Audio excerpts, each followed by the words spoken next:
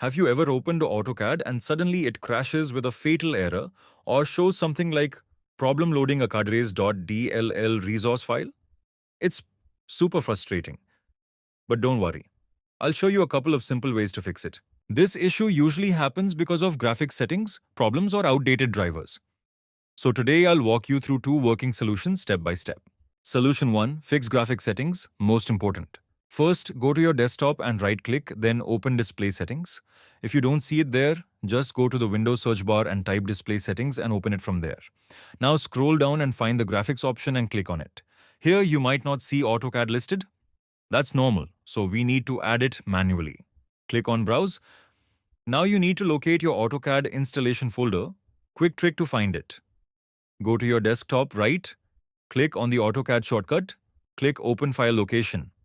Once the folder opens, click on the address bar, copy the full path, Ctrl+C. Now go back to Graphics Settings. Click Browse again, paste the path,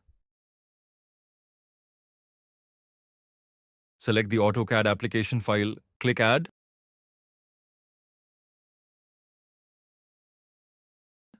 Now AutoCAD will appear in the list. Click on it. Select Options. You'll see different modes like Let Windows Decide, Power Saving High Performance.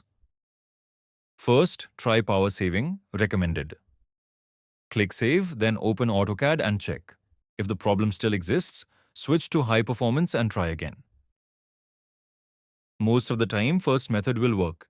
If doesn't, here comes our second method. Solution 2. Update graphics driver.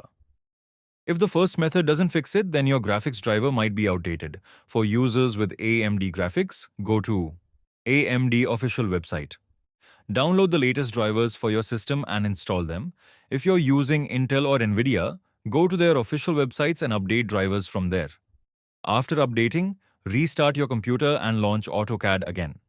After using the methods, you can see AutoCAD is working smoothly. That's it. These are the two most effective ways to fix this error. Try both methods and let me know in the comments which one worked for you. And if you found this helpful, don't forget to like and subscribe for more AutoCAD tips.